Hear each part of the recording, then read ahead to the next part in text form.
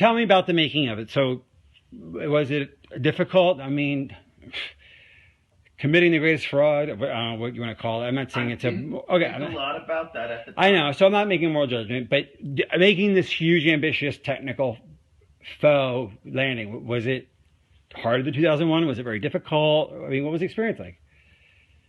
Artistically, practically, emotionally, what was it like? Nothing was harder than 2001. So 2001 was harder than faking the moon landing? It actually was. Because you learned things on 2001 and... Yes. I mean, 2001 was very ambitious. And that's not to say that faking the moon landing was not ambitious. But, yeah, I learned things making 2001, which is why I got this gig in the first place, right? Right, that makes sense.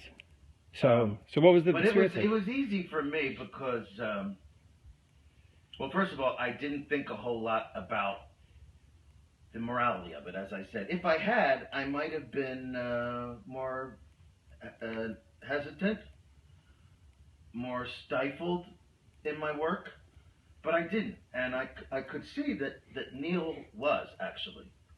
He was bothered by it. More than Buzz Aldrin or anyone else involved? Yes. Yeah. Okay. Yes. About because in what? a way, everything was going to center around him. He was the one who was supposed to come down off the ladder and announce the step for mankind and what have you. He sensed that this was going to be a life-changing experience for him, and I mean on a major scale. Actually, he was rather tortured by it the rest of his life. Really? I mean, is that why you didn't give interviews? Yes, and in fact, that actually began to affect my own perception of it, watching what happened to him. Okay, in what way? Just seeing the deterioration of him? And I mean, was he depressed or? He was depressed. He was drinking heavily, bitter, scared, just phobic, avoiding people. And that guy Bart Sibrel or somebody tried to get him to swear in a Bible. I mean, when I say he affected me, that's why there was so much time in between films for me. Between Full Metal Jacket and between The Shining and Full Metal Jacket was about 6 years. Between Full Metal Jacket and Eyes Wide Shut is 13 years. Yeah. And a lot of that time was spent just emotionally processing? Yes. It became very conflicting for me. I was proud of my work, but at the same time, and this was a lot because of Neil's influence. Not consciously. He didn't do this to me consciously. But I spent a lot of time with him, and each time I did, I became more and more bothered, troubled by my own participation in this. Okay. Well, what would he say? I mean, did he explain the source of his depression? He was on the verge of tears. He did not cry. I won't say he cried, but he was on the verge of tears so many times because of what he did. I mean, what he participated in. It's almost as if he thought up the idea, you know? Right. He felt that guilt. He was almost used, really. Okay. But he's the one who felt the guilt. I'm sure NASA did not feel that much guilt. I mean, why did he go up, I wonder? I wonder why. Because they promised him a seat in 3 years when they figured it out. They kept lying about it being possible. So why do you think he did it? Why did Armstrong do it in the first place? He thought, they kept saying, we'll be ready in 3 years and you'll go then. Just lie now and we'll go in 3 years. The funding will keep going and we'll figure this out and you'll go. Oh, actually go. Right, okay, yeah. And but they were lying, you know, yeah. and they figured it out. And he got really, so cynical. Got it? Okay. So why did Armstrong go? I mean, he was such a moral, principled man. Why would he go on a fake moon mission? I don't believe that. Well, they strung him along because they led him to believe, oh, don't worry, we're going to have the money in a few years, and we'll actually go, and then you will go. They'll have. You mean they'll have the technology in a few years? Yes. Okay. They will have enough. They will be able to actually perform the miracle of going to the moon. And yes, he would be in the saddle. So in other words, okay, let's make this clear. Kennedy set a deadline, psychological deadline of the 60s. They knew they couldn't beat it. Right. But they knew it would be they great PR if they did. Right, and if they did, you're saying they sincerely thought that they would really get there within a few years. I believe, yes, they did think so. Because that's what they, well, I mean, that's... Although some didn't. There was a difference of opinion. There were some that just believed honestly that we will never be able to get there. There's just no chance.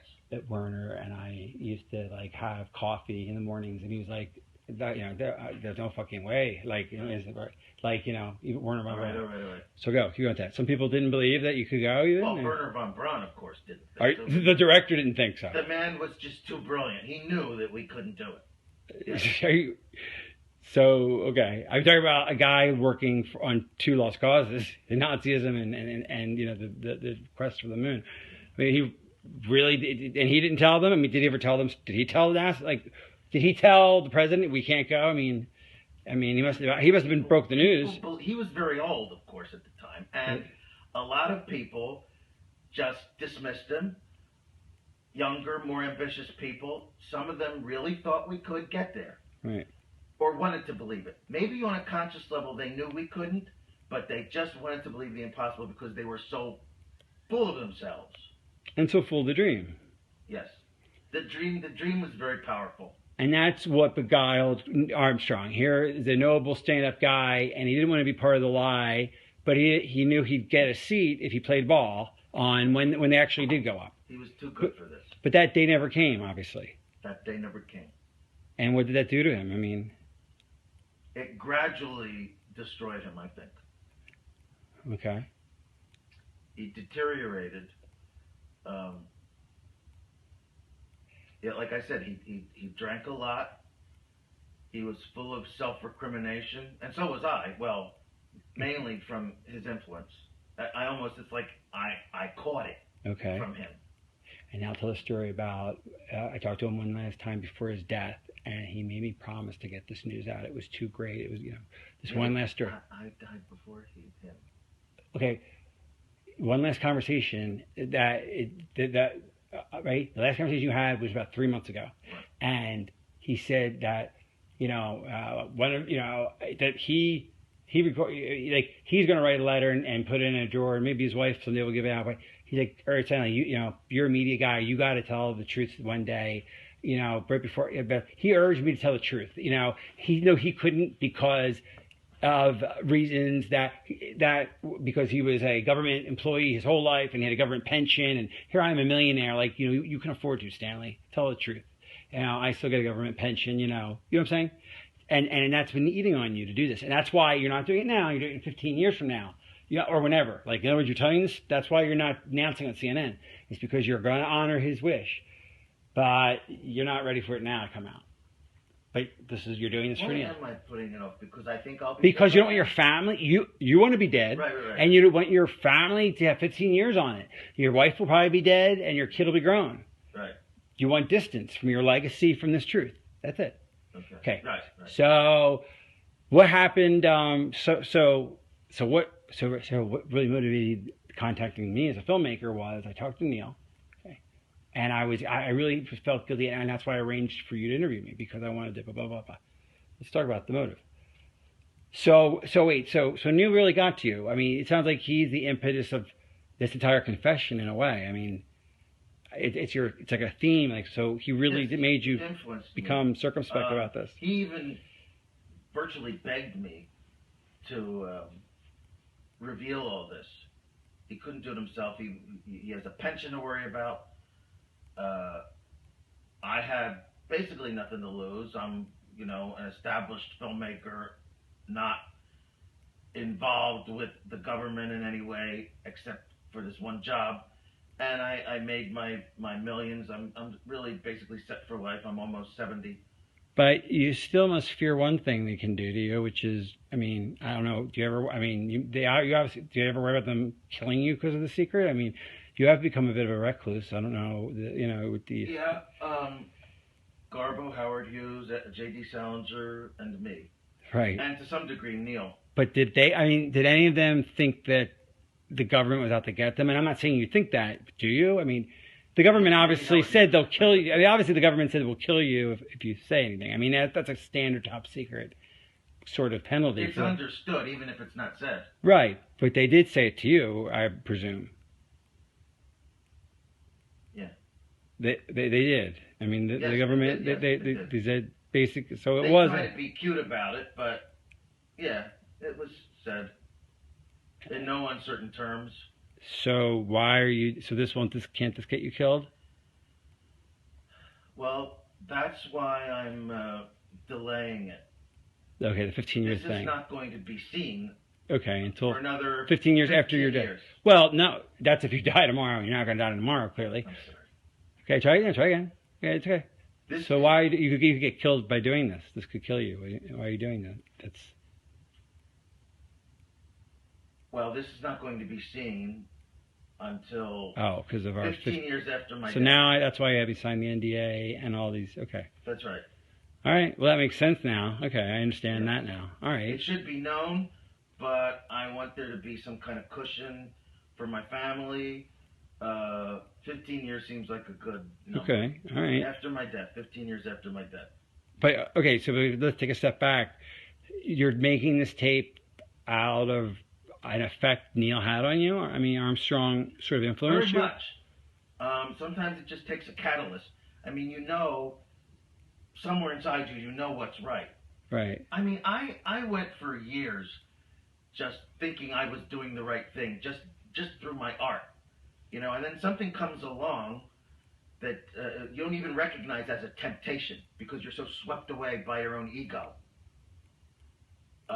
It took someone like Neil Armstrong and distance and time to hammer into me what this really meant about society, about myself,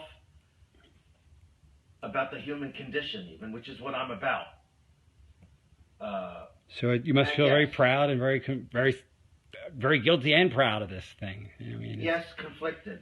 I mean, I still think maybe it's a terrible thing to say, maybe not, but I look at that or even think of it, I just remember it, and I think this was my fucking masterpiece. Yeah.